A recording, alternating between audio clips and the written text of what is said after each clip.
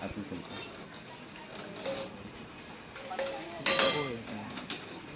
Người. Hả? Tôi chỉ chậm. Rất là bây giờ.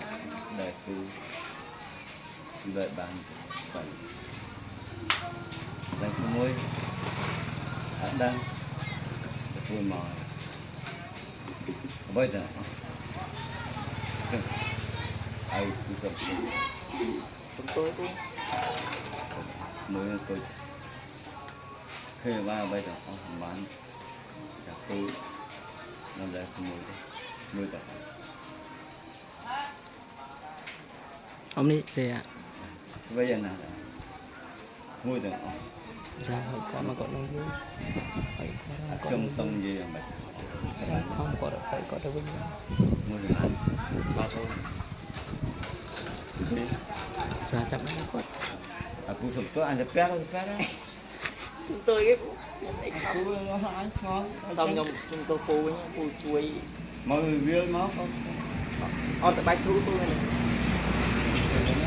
chú offline này rồi mình tay nhà chậm nhạt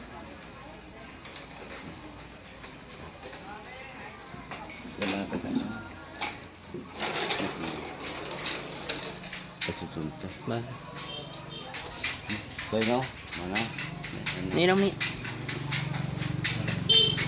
hai phút đang nói mua tầm nắng là nó không qua nó hai nó lướt che đó đấy ấy vượt á mua tầm nắng hơi lợn mua tầm nắng tôi có được đây chung đi chả mà đấy cái là chè bán chè phúc gạo mà chuột mùi không sai bạc rồi mưa cho anh mưa anh đi áp đi cuma bạc rồi con mồi nè bé như vậy cũng là bạc nhóm à thế bé thứ ba đấy là sạt từ từ bay mùi từ mái gì vậy cái nào bạn nè quên các bạn nè không một thằng bảy không nó hộp là mỗi bán đấy cô hộp trăm tờ co kia là tình tờ co mà đã giờ thế vãi cô thằng đêm nay chụp hết bây giờ này ở con cô thằng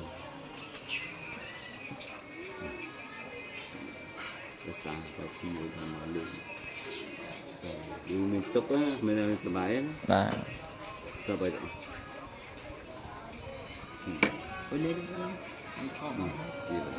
bạn là không đấy cái không anh sáng cái mà chạm lên ngọc giờ nó có bóng đấy và lấy nó mới ta cọ đây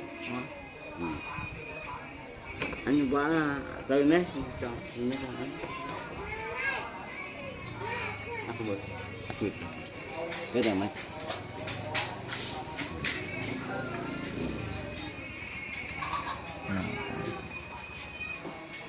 trắng cái bông một cái thêm hậu 10 lệch 10 cái tên lệch 10 tên là cả đó sai đâu được sao cắt cho ơi